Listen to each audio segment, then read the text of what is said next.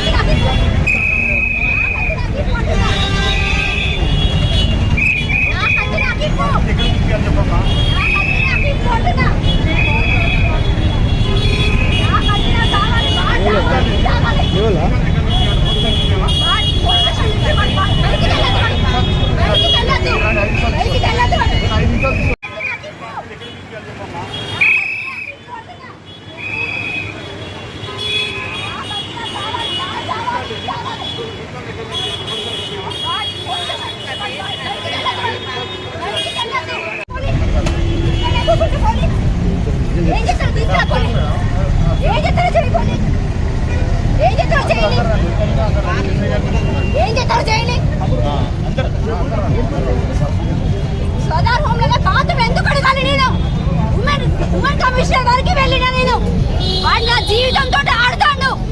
ఖచ్చితంగా నా లైఫ్ నాకు రావాలి, నా ఆస్తి రావాలి, నా పిల్లలు రావాలి. వాడు సెకండ్ మ్యారేజ్ చేసుకున్నాడు, నన్ను టార్చర్ చేస్తాడు. నాకు ఎక్కడ షెల్టర్ లేదు, ఏడే షెల్టర్ అన్ని చూపెట్టి రైట్ వచ్చి పెడుతున్నా అంతే. టీవీ 9కి పోవాలి, కంపల్సరీ పోవాలి. వాడు నా ప్రాపర్టీస్ నా గోల్డ్ అక్కడ పెట్టుకొని నా మీద తప్పుడు కేసులు పెడుతున్నాడు. అందరినీ రైట్ ఫక్ అంట. నేను శ్రీకాంత్ గాండి ఫక్ అంట, భావన లంచే ఫక్ అంట. దానికి మొగుడున్నాడు, 2 కొడుకులు ఉన్నారు. అది వదిలిపెట్టి నా లైఫ్ తోటి గేమ్ ఆడుతున్నది. అది ఖచ్చితంగా వాళ్ళిద్దరిని ఉరిశిక్ష తీయాలి, ఖచ్చితంగా ఉరిశిక్ష తీయాలి. వాళ్ళు నాకు నా పిల్లలకి న్యాయం జరగాలి, నా పిల్లలు నా దగ్గర ఉండాలి. ఈ ఫ్యామిలీ కోర్టుకి వెళ్తున్నా, అన్ని నా మీద తప్పుడు కేసులు పెడుతున్నాడు. వాడు ఉరిశిక్ష పడాలి, వాడికి ఖచ్చితంగా ఉరిశిక్ష పడాలి. వాడు నాకు వద్దు, నా బంగారం నా పిల్లలు నా చేతికి రావాలి ఖచ్చితంగా. ఉత్తర తాడు లేకుండా చేసిన వాడు. కట్టుకున్న భార్య నేను సవితుందని సవితి పోలు పెట్టిస్తాను అందరూ. నాకు ఎక్కడ షెల్టర్ లేదు, రోడ్డు మీద బ్రతికైంది. ఏం చేసుకుంటారో చేసుకోండి.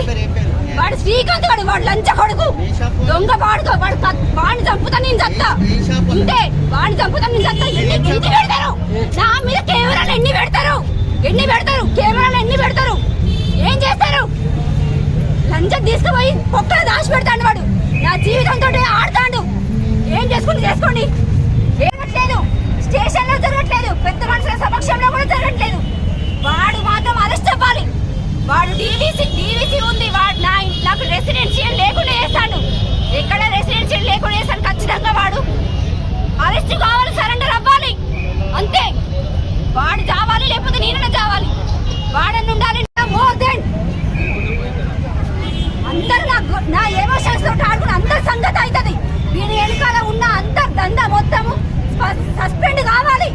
వీడు లంచాలు ఇస్తాడు, నన్ను అవమానపరుస్తాడు, నా మానభంగాలు తీస్తాడు. వాడు వీడికి సపోర్ట్ చేసి